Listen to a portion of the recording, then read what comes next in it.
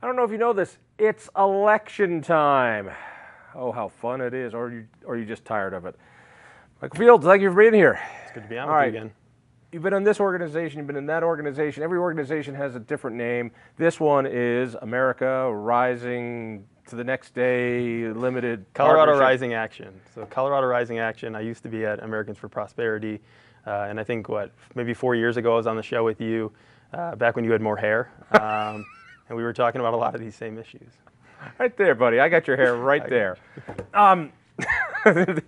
Let's handicap a couple of these things. You're working on a lot of different issues. Also, you keep an eye on the candidates. One of your roles is to film the candidates when they're speaking and see if what they're saying is true.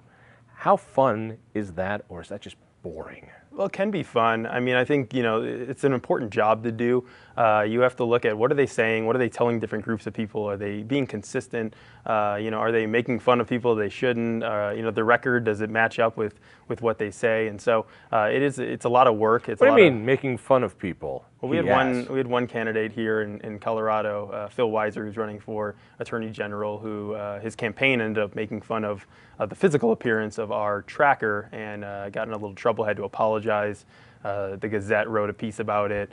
But you can catch those kind of moments that, take candidates off track because it shows kind of, the people that are working for them. You're the only side that does it. The other side does not do what you do, which is, go to their events and tape them. They don't do that. That's not true. That happens What? everywhere all What? the time. So, and it's good information for the public. This is what's being said. These are public figures running for public office. We should know. The service really is that politicians say things to please a crowd.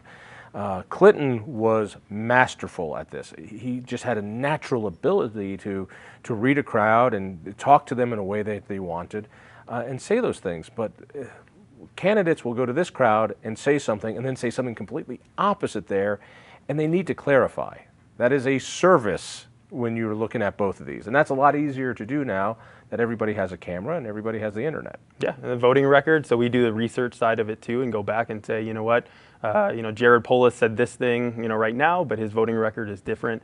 He said this thing to this crowd and that to another. So it's a consistency thing. People do deserve to know, our elected officials, our people that are running for office, are they being consistent? Are they, just saying one thing to please people?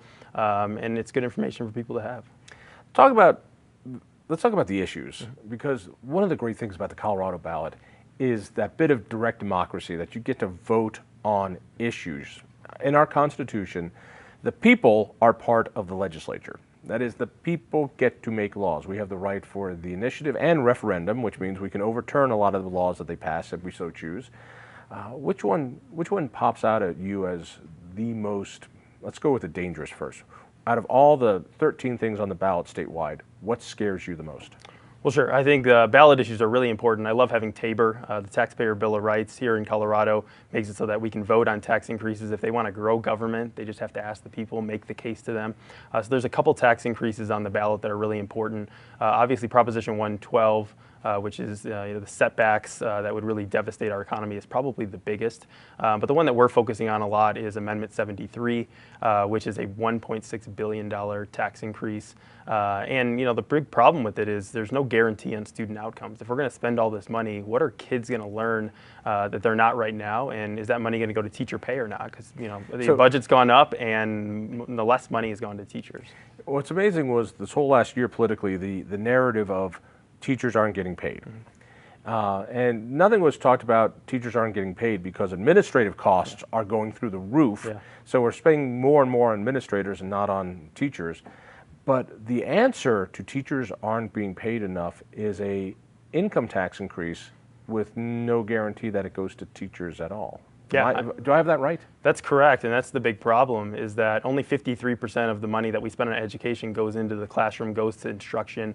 We need to fix that system first, and basically, you're exactly right. That money hasn't been going to teachers. It's declined by 8%, adjusted for inflation, while education spending has gone up every year. And so I think that discussion needs to happen before any kind of tax increase. And does 73 guarantee that money makes it to teachers, or does it just go into the system? It just totally goes into the system. There's no guarantees. Some of the districts have come up with kind of broad, this is how we might spend the money. I always love 50% those might ones. go to this or that. Yeah, the same thing with the Denver Chamber's 21% sales tax increase for mystery transit projects. Oh, we got lists. Yeah, they're not in the. We're going to spend it on. Trust us. It's the kind of tax increase you need to vote for before you know what's in it. I think that's exactly right. It's a blank check, and it's a big problem. And they have to be. We see this on the local level. Tax increases tend to pass more when they are specific, they're sunset, they have standards, and they're held accountable.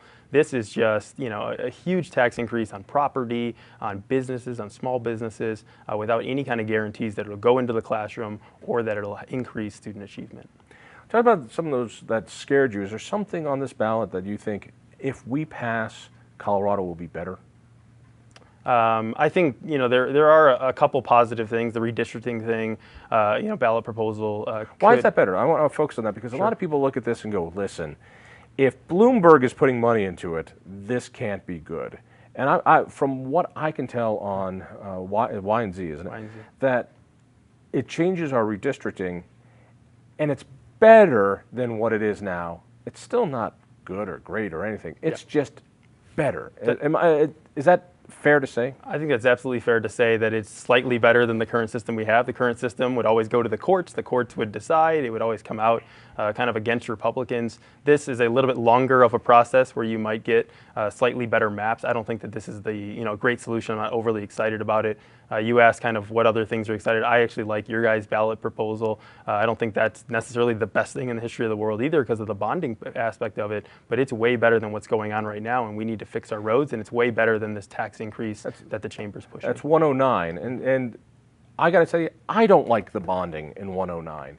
I don't want to do a debt package, but there's two things. One, it's how roads are built in Colorado. Bill Owens did it 20 years ago. It's the same thing if we want to fix these problems. But what really scares me is if we don't do this, then all this excess money that's coming into the state, $1.3 billion a year coming into the state, will not go to roads. And that the next legislature, and potentially a Governor Polis, is not going to spend this money on roads. It is the only way to force a future legislature to build some damn roads. I agree. I think we have a $30 billion budget.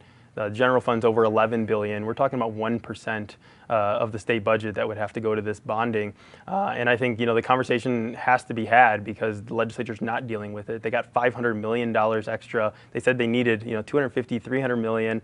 They get hospital provider fee fix that we didn't agree with, but it happened.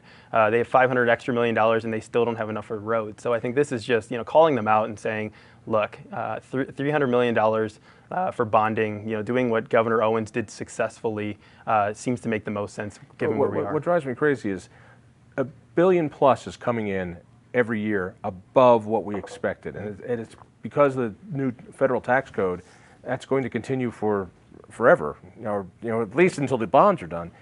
And we're just saying, can you just take a quarter of that? Just take 25% of all that excess you get in every year. Just put it to fixing our roads as core function of government. What do you see as a surprise on the ballot? I think, you look at the different ballot issues. I think the big ones that we covered, I wouldn't be surprised if a lot of them lose. And I think, you look at the $1 billion tax hike that went on in 2011, 2013, both went down. I think that there's going to be a lot of talk, and people, look at setbacks. They look at the transportation one, tax increase. I think they're going to go down. And I think, a lot of the focus now is on the money for these big races, these big elected offices, governor, the Mike Coffman race, the AG's race. It's going to be a busy ballot, and there's, as you know from watching all the ads on TV, it is constant. This is such a great time. I shouldn't be saying this. It's a great time not to be watching television, except Colorado Public Television because there's no commercials. So let's talk a little bit about Mike Coffman. I am very concerned about that seat. I mean, every 2 years, the left thinks they've got it won, and so far he's always won it. This year, they think again they've got it won. I have no idea. I'm in the dark on this one. I think that you never bet against Mike Coffman because of the history. You look at it, I mean, Andrew Romanoff was supposed to beat him, McCloskey, Morgan Carroll was supposed to beat him. I think one thing that he does do is he outpaces polling. I mean, you look at polling, it's normally neck and neck, and he wins by 8 or 9 points. Recent polling that have been public, he's behind a little bit. I think it's going to be a close race, but he's somebody who has, constituency. He's worked hard in the district. We'll see how it ends up turning out. I've never known a politician who works harder than Mike Coffman. I mean, there's not a doorbell he doesn't ring. There's not a group he doesn't go talk to. All right, 20 seconds left. Who becomes governor? I don't know yet. I mean, Jared Polis has $20 million. He's still not anywhere near 50% of the vote. And so I think it's going to be late deciding while ballots are out. People want to get involved with the organization. Is there a place to go? ColoradoRisingAction.org, and we're on social media too. You're so nonplussed. It's just what we do. Read me in the Denver Post. Listen for me on KL Radio. Tell a friend, and we'll see you next week.